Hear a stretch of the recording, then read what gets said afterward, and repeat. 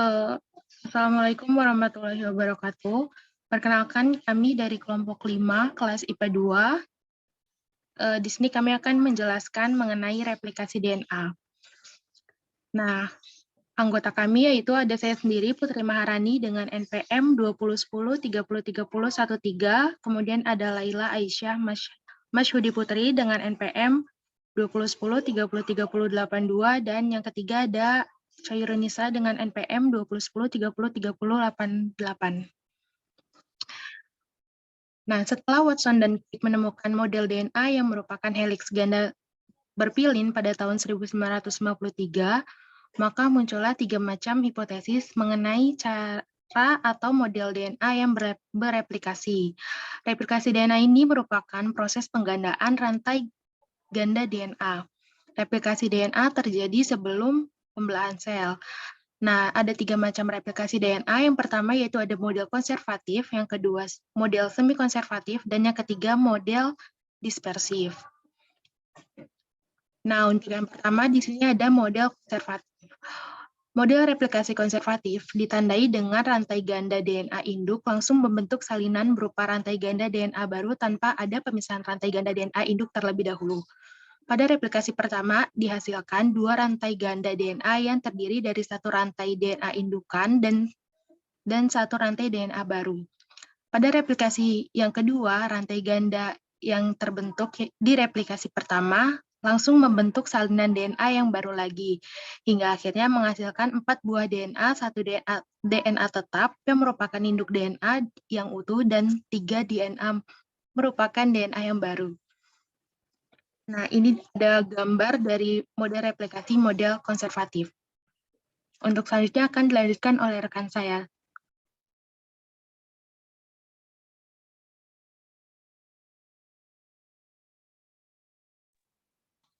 Baik, saya akan melanjutkan presentasi dari Mbak Putri.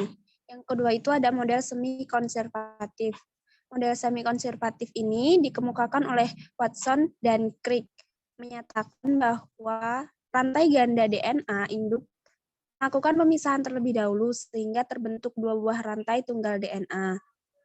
Kemudian masing-masing rantai tunggal tersebut berfungsi sebagai cetakan untuk membentuk rantai tunggal DNA yang baru melalui pembentukan pasangan basa yang komplementer dengan basa nitrogen DNA induk. Dengan demikian, hasil replikasi pertama adalah 2 buah DNA, di mana masing-masing DNA terdiri dari 1 rantai tunggal induk dan 1 rantai tunggal yang baru. Pada replikasi kedua, masing-masing rantai ganda DNA tersebut membuka kembali sehingga dihasilkan 4 buah DNA. 2 buah DNA mengandung rantai tunggal induk dan 2 buah DNA yang lain merupakan rantai DNA yang baru.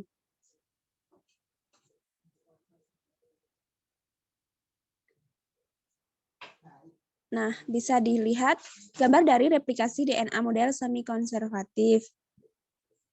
Kemudian yang selanjutnya dilanjutkan oleh rekan saya. Silahkan.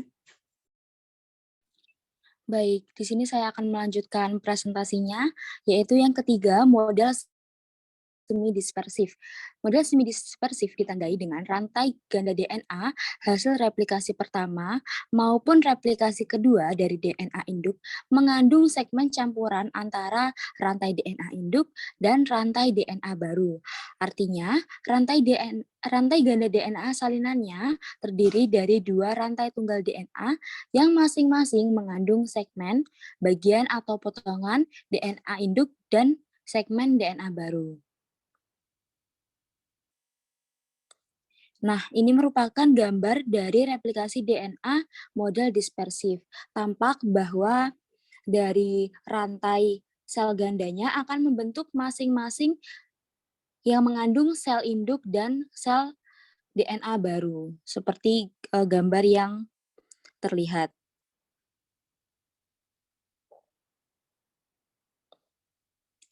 Nah, dari ketiga model yang telah dibahas, Matthew Massillon dan Franklin Stahl pada tahun 1959 membuktikan bahwa teori semi-konservatif merupakan teori yang digunakan dalam proses replikasi DNA pada hampir semua organisme. Nah, untuk memudahkan diingat, dapat kita tuliskan bahwa model konservatif yaitu langsung membentuk salinan tanpa pemisahan rantai ganda induk. Untuk semi konservatif yaitu rantai ganda induk melakukan pemisahan terdahulu. Dan untuk dispersif yaitu replikasi pertama dan kedua mengandung segmen campuran.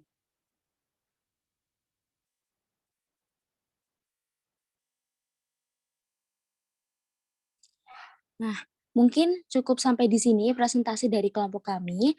Apabila ada pertanyaan bisa langsung ditanyakan ke bagian yang telah tersedia. Terima kasih.